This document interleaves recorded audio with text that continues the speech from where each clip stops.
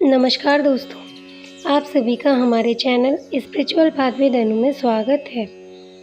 भादो मास के कृष्ण पक्ष की तृतीया को कजली तीज का त्यौहार मनाया जाता है। कजरी तीज को कजली तीज, सातुड़ी तीज आदि नामों से बुलाया जाता है। इस दिन सुहागन स्त्रियां अपने पति की लंबी उम्र और सुख समृद्धि के लिए व्रत करती हैं।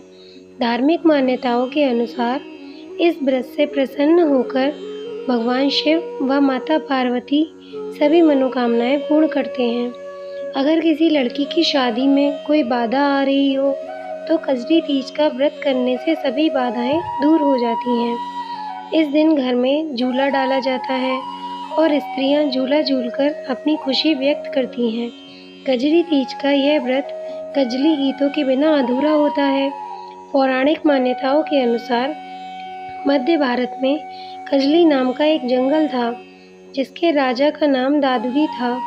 वहाँ के लोग चाहते थे कि उनके स्थान की प्रसिद्धि दूर दूर तक फैले, इसलिए वह कजली के नाम पर गीत गाया करते थे। कुछ समय बाद वहाँ के राजा की मृत्यु हो गई और रानी उनके साथ ही सती हो गईं। इस हादसे के आधार पर कजरी के गीत पति पत्नी के जन जन की साथ निभाने के लिए गाए जाते हैं। पौराणिक कहानी के अनुसार एक गांव में एक गरीब ब्राह्मण रहता था। उसकी पत्नी भगवान शिव व माता पार्वती का पूजन किया करती थी। जब भाद्र मास के कृष्ण पक्ष की कजरी तीज आई तब ब्राह्मणी ने तीज माता का व्रत रखा। उसने ब्राह्मण से कहा, मैंने तीज माता का व्रत रखा है, मुझे पूजन के लिए चने के सत्तू चाहिए, आप कहीं से चने के सत्तू ले आओ। तो ब्राह्मण बोला, मैं सत्तू कहाँ से लाऊं?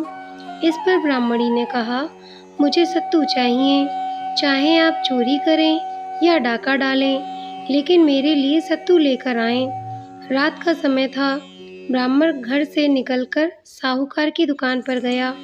उसने साहूकार की दुकान से चने की दाल, घी और शक्कर लिए और उन्होंने 1.25 किलो तोल लिया। फिर इन सब से वहीं पर सत्तू बना लिया। जैसे ही वह जाने लगा, आवाज़ सुनकर दुकान के सभी नौकर जाग गए और जोर से चिल्लाने लगे। इतने में ही साहूकार आया और ब्राह्मण को पकड़ लिया। तो ब्राह्मण ने कहा, मैं चोर नहीं हूँ, मैं तो एक गरीब ब्राह्मण हूँ। मेरी पत्नी ने आज तीज माता का व्रत किया है, मैं तो यहाँ 1.25 किलो सत्तू लेने आया था। साहूकार ने ब्राह्मण की बात नहीं मानी और उसकी तलाशी ली। ब्राह्मण की तलाशी लेने के बाद साहूकार हैरान रह गया। उसे ब्राह्मण के पास से 1.25 किलो सत्तू के अलावा कुछ नहीं मिला। दूसरी ओर चांद निकल आया और ब्राह्मणी सत्तू का इंतजार कर रही थी। तब साहूकार ने कहा, वह आज से ब्राह्मण की पत्नी को अपनी धर्म की बहन मानेगा। उसने ब्राह्मण को सत्तू, गहने, रुपए, मेहंदी आदि बहुत सा धन देकर विदा किया। फिर ब्राह्मण ने अपनी पत्नी के साथ तीज माता की पूजा की। भगवान शिव व माता पार्वती की कृपा से ब्राह्मण परिवार के जीवन से दुख और दरिद्रता का नाश हो गया और वे सुखपूर्वक जीवन व्यतीत करने लगे। बोलिए तीज माता की जय, भोलेनाथ की जय। अगर आपको वीडियो अच्छी लगी हो तो वीडियो को लाइक एंड चैनल को सब्सक्राइब करना ना भूलें। जय तीज माता की।